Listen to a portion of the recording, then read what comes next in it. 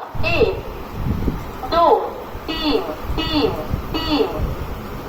Gyanpur road मार्ग से हावड़ा से चलकर इलाहाबाद सिटी को जाने वाली विभूति एक्सप्रेस 3 मिनट विलंब से चल रही है कि ये गाड़ी 9 मिनट पर प्लेटफॉर्म क्रमांक 2 पर आने की संभावना है।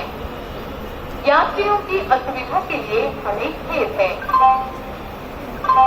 For kind attention of passengers, train number 1, 2, 3, 3, 3 from Howrah to Allahabad City, Vibhuti Express via Gyanpur Road is running late by 20 minutes.